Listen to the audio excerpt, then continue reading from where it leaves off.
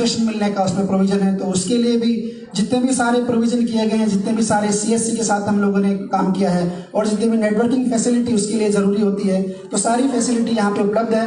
Definitely ये asset बनने के बाद में बहुत सारी चीज़ें और जो पब्लिक को, जो पब्लिक सर्विसेज होती हैं वो बहुत जल्दी उपलब्ध होंगी। और अभी रेवेन्यू डिपार्टमेंट का और स्टेट गवर्नमेंट का जो विजन है कि तहसील लेवल तक हम लोग कंप्यूटराइजेशन करें, वो प्रोसेस में है। और जो पहले हम लोगों को म्यूटेशन के लिए जो नोटिस वगैरह जनरेट करने के लिए आपको सब डिवीजन में आना पड़ता था, वो अभी नहीं है और उसमें धीरे धीरे और सुधार होने वाला है। इसके अलावा जितने भी सारे सर्टिफिकेट्स वगैरह के लिए पब्लिक को बहुत दूर दूर तक जाना पड़ता था, ब्लॉक एरिया से, पंचायत एरिया से आके सब डिवीजन में आना पड़ता था, अभी वो CSC के थ्रू कर दिया गया है। तो यहाँ पर CSC वगैरह का फैसिलिटी, नेट फैसिलिटी काफ़ी अच्छी तरह से उपलब्ध है। तो जितने भी सारी सर्विसेज, सर्टिफिकेट्स ले लीजिए, म्यूटेशन ले लीजिए, रजिस्ट्री ले लीजिए, ये सारी सर्विसेज एक जगह पे आपको तुरंत उपलब्ध होगी। और इसके अलावा जो ट्रेजरी ऑफिसर है, ट्रेजरी ऑफिस है, अभी हम लोगों को अमरपुर के ऊपर डिपेंड रहना पड़ता है। आई एम श्योर कि कुछ दिनों में इसका भी यहाँ पर हम लोग ओपन करने वाले हैं। ये प्रोसेस में था पहले भी और अभी इसको आने वाले दिनों में डेफिनेटली ये काम हो जाएगा। तो सर मैं यही बोलना चाहूँगा यहाँ की पब्लिक के लिए कि ये जो दोनों एसेट हैं, ये दोनों एसेट हम लोगों के लिए एक उपहार है। मार्केट स्टॉल जो बना है डेफिनेटली यहाँ के लोगों के लिए, जो नए लोग हैं उनको एम्प्लॉयमेंट की एक अपॉर्चुनिटी प्रदान करेगा और बहुत सारे लोग जो अपने ट्राइबल भाई बहन हैं तो वहाँ पर आके अपने जितने भी सारे प्रोड्यूस हैं वो बेच सकेंगे। तो ये सारी जो आज का प्रोग्राम है, आज का SDM ऑफिस का इनॉग्रेशन प्रोग्राम है, डेफिनेटली ये एक एडमिनिस्ट्रेटिव ईज हमको प्रदान करेगा, लोगों को पब्लिक कन्वीनियंस जनरेट करेगा। तो दोबारा से क्षेत्र की जनता को मैं दोबारा से बधाई देता हूं एवं अपना संक्षिप्त भाषण शेष करता हूं। धन्यवाद, नमस्कार।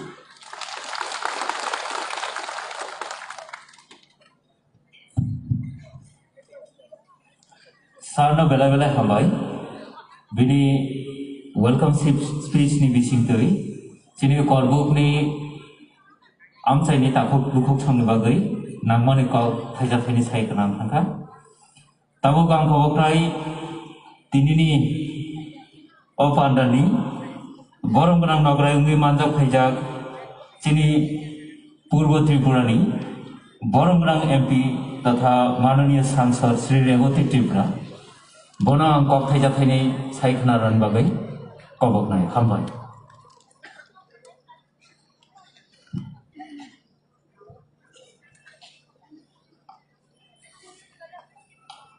खुलुमखा, नमस्कार सबाइके। करबुक साब डिविजननि जोंनि जे साब डिविजनल अफिस कताल बिल्डिं अमनि उद्बोधन एवं करबुक बाजार आ जायगायाव जे सेट तांजाक मानी अमनि उद्बोधन ओ पांडाव मानजाक फैकासिनी हास्तेनी जत्तनी खासुकसा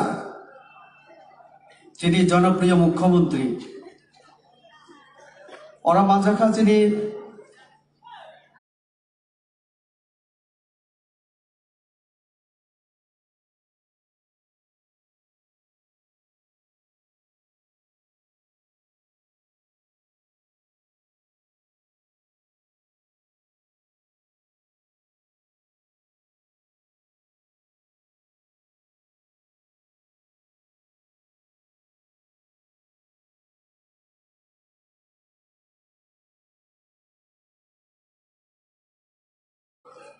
विभिन्न BC फाइ मानजाक फैनाय और करबुक साब डिविजन नि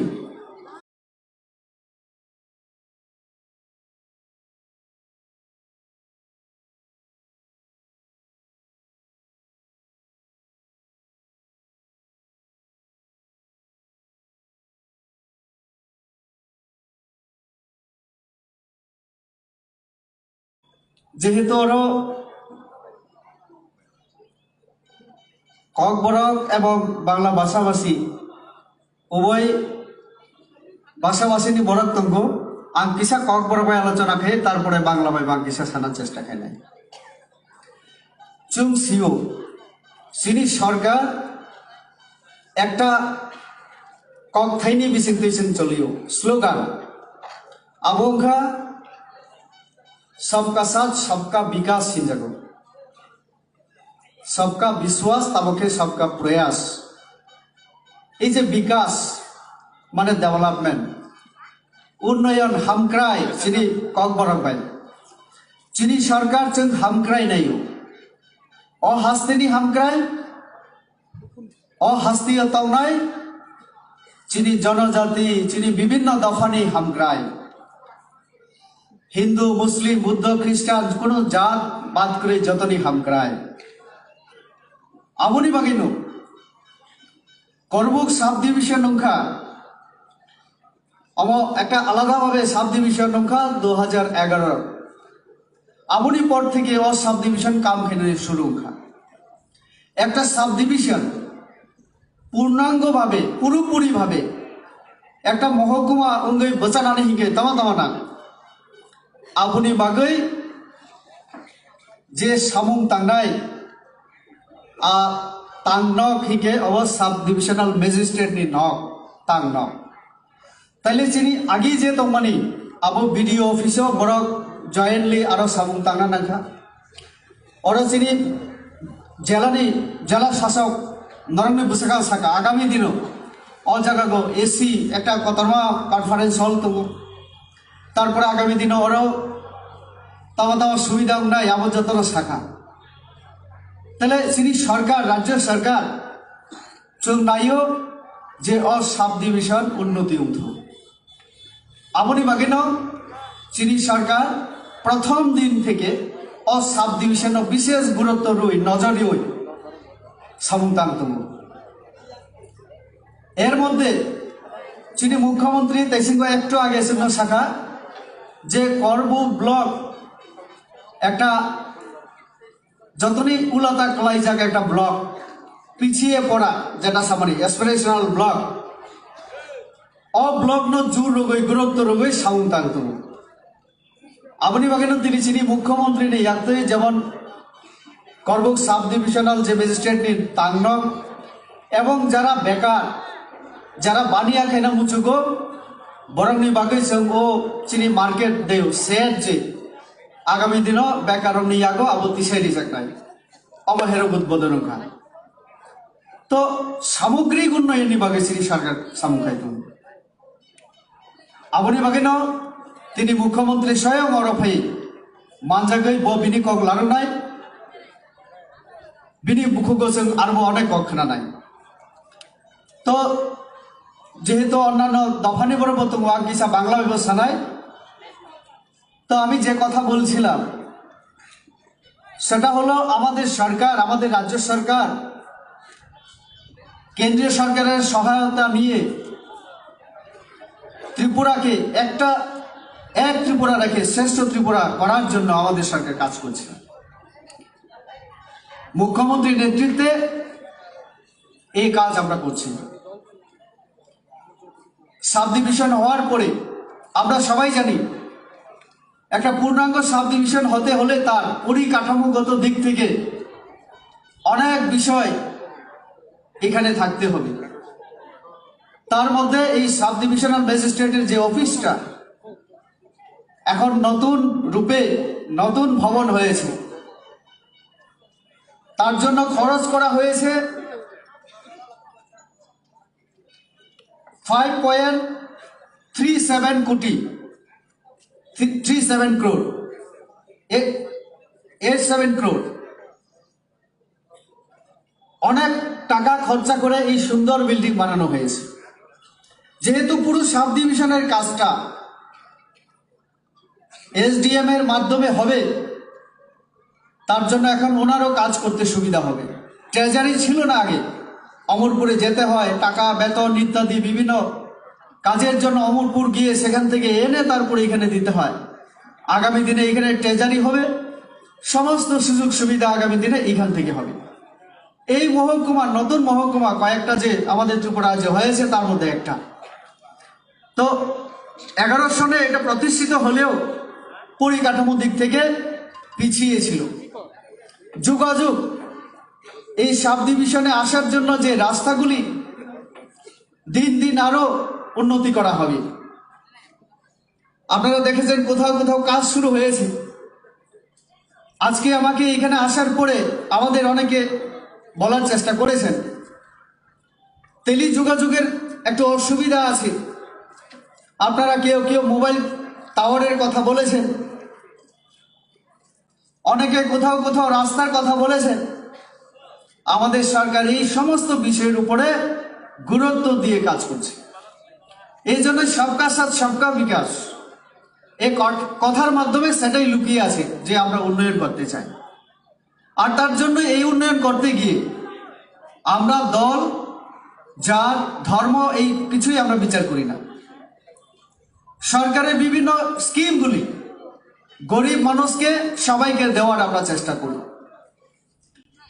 মুখ্যমন্ত্রী মহোদয় উনি বলবেন, আমিও একটা মিটিংয়ে ছিলাম, আমাদের চিফ সেক্রেটারি সঙ্গে আলোচনা হয়েছে, আপনাদের এখানে একটা কলেজ হবে, জায়গা নির্ধারণ করা হয়েছে, আপনারা ঠিক করেছেন। কিছু টাকার জন্য আলোচনা চলছিল, আমি সেই মিটিংয়ে ছিলাম। নীতিগতভাবে এখন সেই দিন 51 কোটি টাকা এখানে কলেজের জন্য বরাদ্দ করার কথা সিদ্ধান্ত গ্রহণ করা হয়েছে। সেখানে ছাত্রছাত্রীদের, স্টাফদের থাকার কোয়ার্টার, কলেজের বিল্ডিং ইত্যাদির জন্য সেটা প্রথম পর্যায়ে একটা ধরা হয়েছে। মুখ্যমন্ত্রী মহোদয় বলবেন, ওনার কাছে আরো বিস্তারিত সব তথ্য যেহেতু ওনার মাধ্যমে হবে উনি বলবেন হয়তোবা। আমাকে এই যে ডুম্বুর আমাদের এখানে তীর্থমুখ করবুকের জন্য একটা বড়, আমি বলবো এটা সম্পদ এই এলাকার। আগামী দিনে এইখানে ট্যুরিজম পর্যটন ক্ষেত্রের উন্নতি হলে, আমি সেদিন পেপারে দেখছিলাম আমাদের মুখ্যমন্ত্রী মহোদয় ট্যুরিজম নিয়ে বিশেষভাবে তিনি সবসময় গুরুত্ব দিয়ে ভাবেন, কাজ করেন।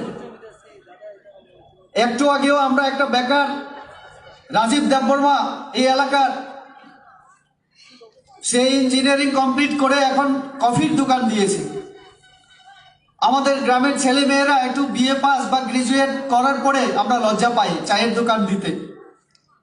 কিন্তু মুখ্যমন্ত্রী মহোদয় আজকে যখন ওনার দোকানে গিয়ে চা খেলেন এবং সেই চায়ের দাম যখন শুনলেন 10 টাকা, তিনি বলেছেন, আরে আগরতলায় তো এই কফির দাম 40 টাকা হওয়ার কথা। গ্রামের মানুষের কথা চিন্তা করে নিজেও যুবক বেকার, তিনি স্বয়ং সম্পূর্ণ হওয়ার জন্য, স্বনির্ভর হওয়ার জন্য, যেটা আমাদের নরেন্দ্র মোদীজি আমাদের মুখ্যমন্ত্রী বলেন, ত্রিপুরাকে আত্মনির্ভর, ভারতকে আত্মনির্ভর করতে গেলে প্রত্যেক ব্যক্তিকে স্বনির্ভর হতে হবে। সরকার তার জন্য সহায়তা সাহায্য করে। আমার সামনে মুখ্যমন্ত্রী মহোদয় বলেছেন যে ওনাকে, আমাদের রাজীব দেববর্মাকে, উনি আরো দেখবেন কি কি করা যায়। ডুম্বুরেও কিছু ইনভেস্টমেন্ট করার রাজীব দেববর্মার চিন্তাধারা আছে। উনি বলেছেন যে যোগাযোগ করতে উনি সাহায্য করবেন এবং বলেছেন সব থেকে বড় কথা, আগামী দিনে করবুকবাসীরা গর্ববোধ হয়তোবা করবেন যদি নরেন্দ্র মোদীর মুখ থেকে মন কি বাতে কোনোদিন যদি এই রাজীব দেববর্মার নাম চলে যায়। মুখ্যমন্ত্রী বলেছেন আমাদের প্রধানমন্ত্রীর কাছে রাজীব দেববর্মার কথা বলবেন। এর থেকে বড় আর কি পাওনা হতে পারে আমাদের? গ্রামের একটা জনজাতি যুবক ইঞ্জিনিয়ারিং কমপ্লিট করে আজকে স্বনির্ভর। এটাই তো প্রমাণ করে আমাদের সরকার আমরা মানুষের জন্য কাজ করি। বলেছে আমাদের রাজীব দেববর্মা যে সরকারের সাহায্য, এখানে বিএসসি চেয়ারম্যান আমার সামনে অসীম ত্রিপুরা, তার নাম বলেছে আমাদের রাজীব দেববর্মা, যে অসীম থেকে শুরু করে প্রশাসনিক সুবিধা সবাই সাহায্য করাতে আজকে কফির দোকান এখানে সুন্দর এসি দিয়ে। তো এটাই তো স্বনির্ভরতা। এই মহকুমা স্বনির্ভর হোক আমাদের সরকার চায়। আগামী দিনে এই যে যতনবাড়ি থেকে তীর্থমুখ হয়ে একেবারে রৈশ্যাবাড়ি, সেই দিন সামনুতে মানিকপুরে আমি মুখ্যমন্ত্রীজির সঙ্গে ছিলাম, সেখানেও বড় প্রজেক্ট তিনি উদ্বোধন করেছেন। মনু নদীর উপরে 25 বছর সিপিএম যতদিন ছিল, ওই নদীর উপরে একটা ব্রিজ করার জন্য এলাকাবাসীর দাবি ছিল। তারা প্রত্যেক ইলেকশনের আগে সেখানে গিয়ে জায়গা মাপ করতো লোক দেখানোর জন্য, কিন্তু 25 বছর করেনি। আর সেটা হয়েছে আমাদের মুখ্যমন্ত্রীর মাধ্যমে। সেই দিন তিনি একটা কথা উল্লেখ করেছেন সেই দিন বলেছেন সামনো থেকে গঙ্গানগরের পাশ দিয়ে ভগেরর পাড়া, সেখানে একটা খুমকুই উৎসব হয়, এই 1 তারিখ হবে উৎসব। সেখানে রৈস্যবাড়ি হয়ে যতনবাড়ি পর্যন্ত রাস্তা করার চিন্তা ভাবনা রাজ্য সরকার সিদ্ধান্ত গ্রহণ করেছে। আগামী দিনে করবুক থেকে সামনোতে আমরা একদম শর্টকাট রাস্তা দিয়ে যেতে পারব। তো কাজে এই ট্যুরিজম এইখানে যে দুম্বুরে, এটা যদি উন্নতি হয়, আগামী দিনে এখান থেকে বেকাররা, শিক্ষিত যুবকরা, আমাদের এখানে যারা এখন হজাগিরি নৃত্য, যারা আমাদের ব্রু সম্প্রদায়ে বিদেশিরা সেই দিন দুম্বুরে নাকি এসেছিল, আমি পেপারে দেখেছি।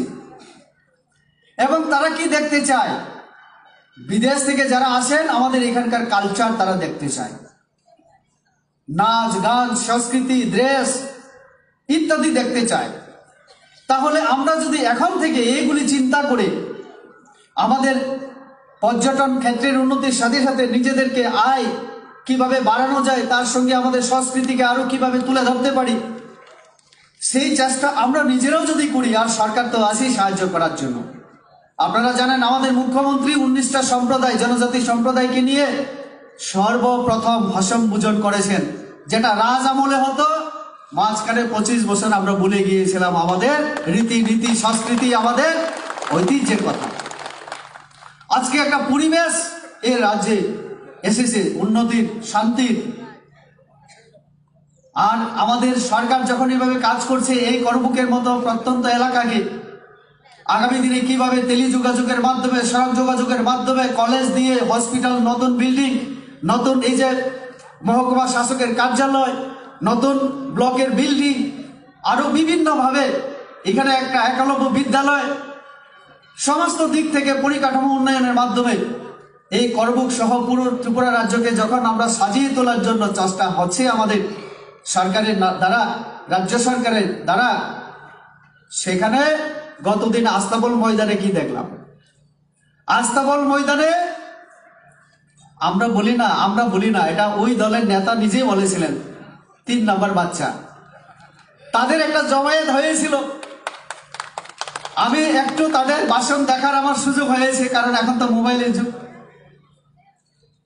মানে কত মিথ্যাচার, মিথ্যা কথা বলে বলে 25 বছর কাটিয়েছিল, এখনো মিথ্যা কথা বলছে। গতদিন ক্রেডিট নিতে গিয়ে একটা ভুল বলে ফেললেন কে, সিপিআইএম এর জাতীয় মানে ন্যাশনাল জেনারেল সেক্রেটারি সীতারাম ইয়েচুরিজি।